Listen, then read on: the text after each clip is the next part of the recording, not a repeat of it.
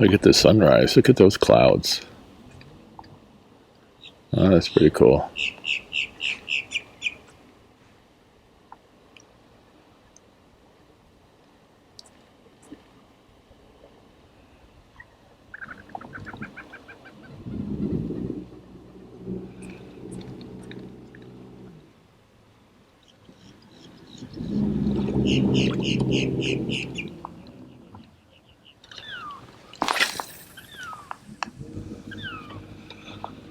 Good morning, everyone. I'm going fishing, but a couple of weeks ago, a little bit less than that, I was out fishing.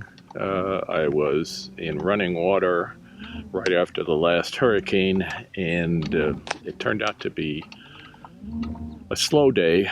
The water wasn't running as much as I had hoped, and so it had great footage. So I'm going to put that first so you can at least see that. And then we'll do today's fishing. Come along. We're gonna have a good day. There's a couple of guys in gliders. I don't know if you can see that with the sun, but there's another one.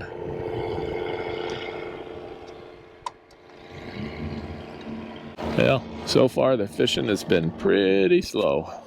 I had one bite, solid bite, set the hook, and that's all she wrote. I moved off the front of the lock because I wasn't doing anything there, and I'm moving now to a point where the current is sweeping around just to see if I could get something. Now that one bite I got was along this edge, just back a little ways.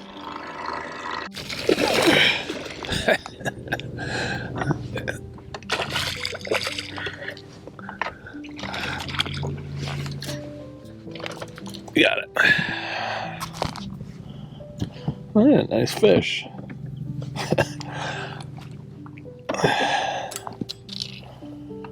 Kind of got my attention. I wasn't paying attention at all. Not too bad.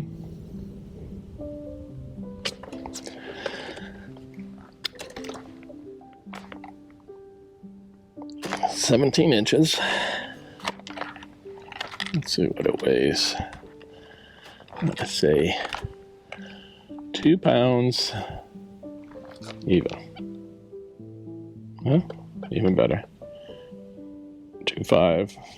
Well, let's let you go. Thanks for stopping by.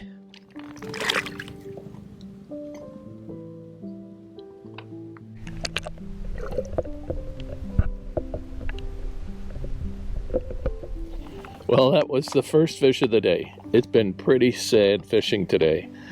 I have spent most of the time trying to be down closer to the lock and being in the running water.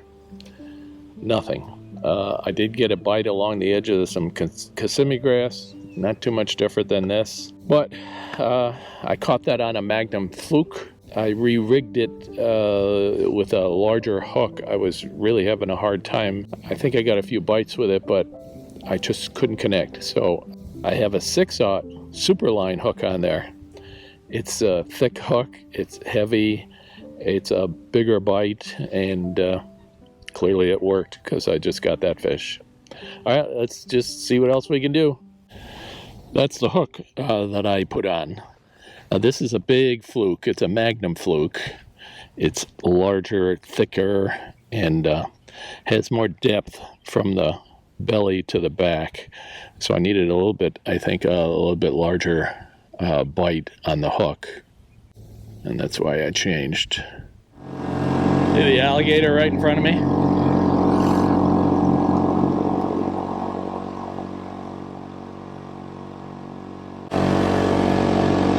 Well, I just looked at the radar. That big black mass is coming right at me. So I'm bailing out. See you later.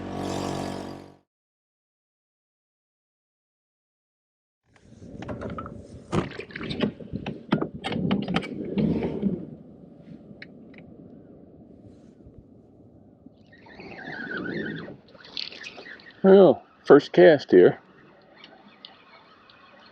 And a whopper plopper. And he decided he didn't want to play. It's all right. There were more there. Let's see if we can.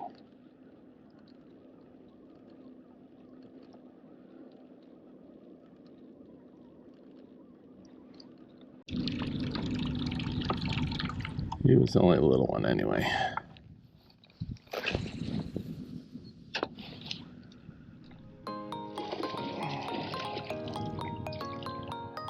Well, that's wonderful.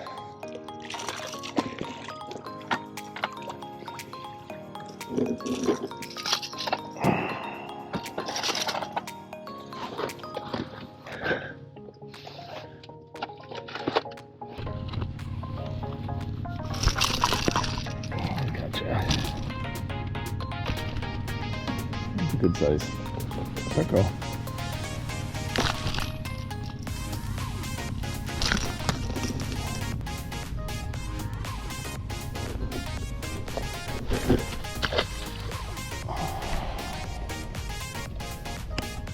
Well, it wasn't a bass, but at least it was something. All right, well, what'd I get it on? Crankbait. The Lucky Craft flat CBMR.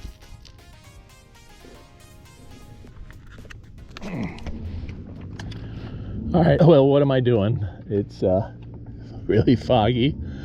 I've been throwing a number of baits. I'm on the outside edge of Kissimmee grass, as you can see over here. The lake seems to be up because only the tops of the Kissimmee grass are sticking out. And let's see, I've thrown worms, jerkbait, hard jerkbait, this crankbait, which is what I got that pickerel on. Nothing much really chasing bait. Every once in a while you just hear a little splash here and there, but not a repeated splashing like as if they're chasing bait. It's a bluebird day. It's clearly duck season because there are people shooting all over the place here. I just hope they realize I'm not a duck, because I have been shot at before in a tournament, and a guy yelled at me and said it was our fault for being there. Easiest way to communicate with some idiot like that is a muzzle blast in return fire. All right, let's go fish. All right, this is my favorite way to fish. Ounce and a half sinker on a punch bait. These are floating hyacinths. See the little purple flowers there? And those funny looking logs there, those are called tussock roots. And they float. They break off from the bottom. They come up to the top. Then particles of junk off the bottom, like you see here, come up. They start to kind of gather together, and they collect a mat.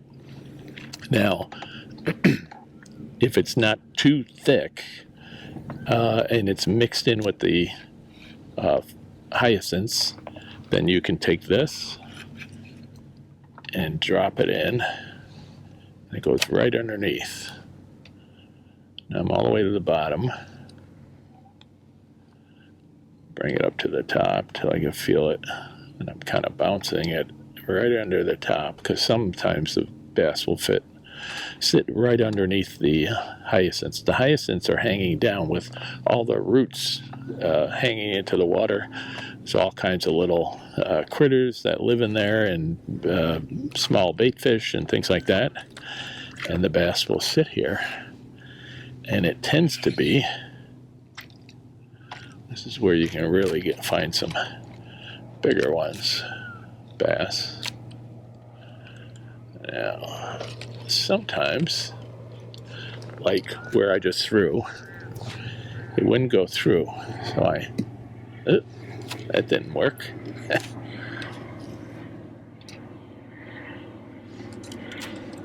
sometimes you still can't get through. All right, looking for the hyacinths on the edges.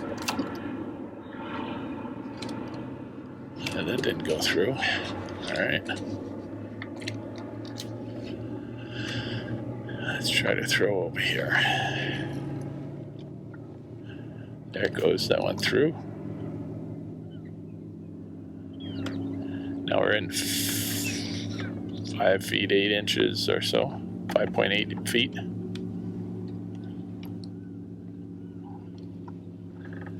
So there's plenty of room underneath here for the bass to get under.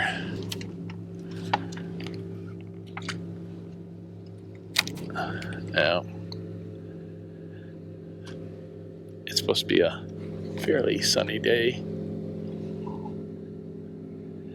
When the sun comes out, it positions them underneath this. It might be a little bit early yet, but it's been slow in the other parts of the lake, out in open water, around all this Kissimmee grass. This is a good looking patch here. All the floating hyacinths here are locked in with the mat all the way around it. So I'm gonna slowly work this a little bit at a time.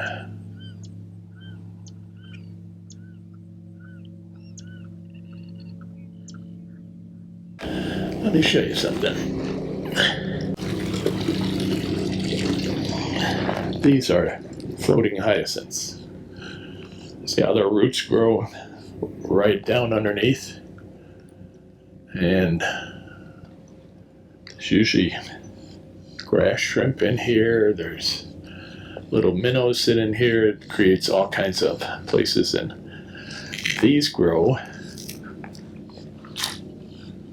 these little balls, which are full of air and kind of almost like a styrofoam thing, and they float. See that bird right there that I'm pointing at? It's a little bit hard to see. He's brown. I believe that that's a purple gallinule, and it, I think, is the female, because the male has bright colors, and it's purple in places, and that's how it gets its name. I'll try to find a male, if it is the male, and show that to you. There's a purple gallinule. See him right there? Orange beak. He's got bluish purple on the side. They're common to see around here. Oh, look on the other side.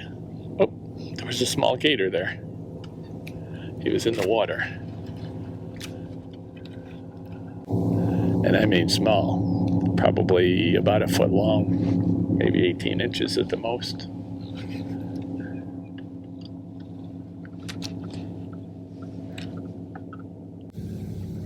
Now there's all kinds of birds that live out here, but there's also what they call marsh rabbits. So rabbits will live on this stuff. I don't see them too often, but I do see them occasionally. And this is an example of literally brush growing on this. Now, the base of this mat is muddy enough that it's created a place that the roots for these plants can grow. They're not here with their roots hanging underneath the water. They're just, roots are in the mud that's created from the mat.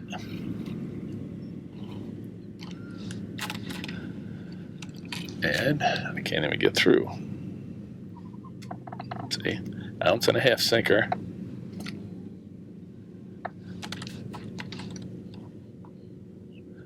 And I can't get through. There goes a duck hunter.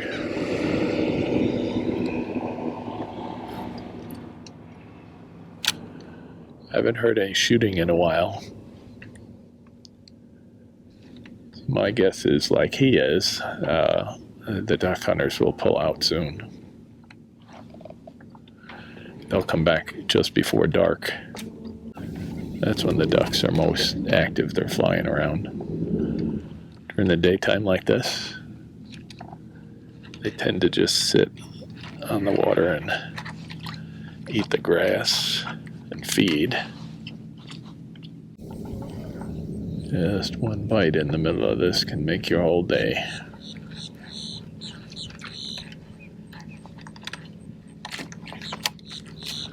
See the bird right there? It's got a white beak. It's called a coot.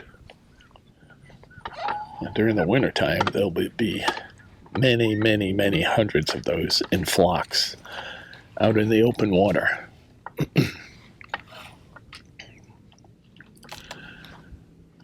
little bit early yet, but they must migrate from. There he goes. It's very much like a moorhen, but the moorhen has the orange beak. See him run out in the water to get enough speed to take off. See the brown bird standing on top of all this brush here? The long beak. It's called a limpkin. A limpkin. Let's see if he'll stay long enough that we can get up closer so you can see him.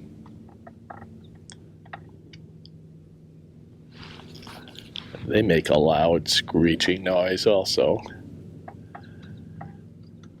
And they hang out in the lake behind my house and scream.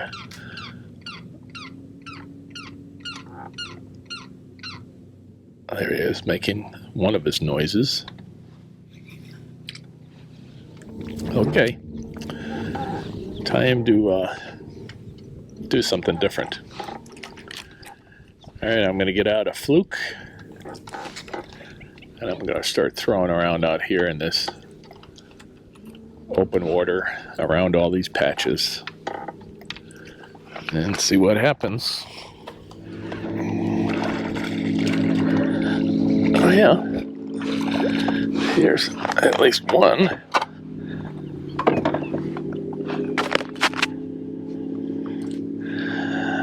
I should have been doing this all along. Look at how dark colored he is. His back, black from being back here. He's not very big. Let's see. 14 inches. It's probably about a pound and a half.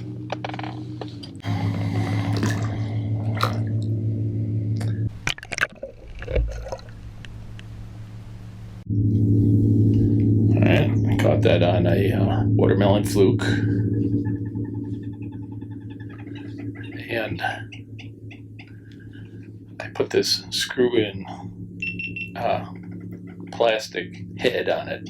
There's no weight to it, but it does a good job of keeping the bait from being pulled down if there's catching on the grass or all of this stuff here. And it just screws in. It's got a little screw. I don't know if you can see that in there. And that's how I keep it. All right, let's try again. I don't know how well you can see this, but see the bubbles popping up all over? Those are the gas that are created from the muck on the bottom. And that airboat going by just made all these waves, and it's rocking everything, and it's releasing all the gas bubbles. Now, an alligator crawling along the bottom will do the same thing. Sometimes you can see a trail of bubbles moving in a line, and that's what it is. See if you can see that. See the gator swimming in open water? That's a big gator going left to right, just above this grass patch here. See him? Pointing at him if you aren't knowing where to look. That's a good sized gator.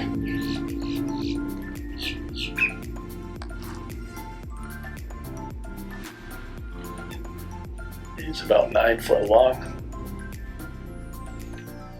Well, we're starting to build some whitecaps here. I tried throwing a fluke out here, but it's too windy. I'm throwing a vibrating jig.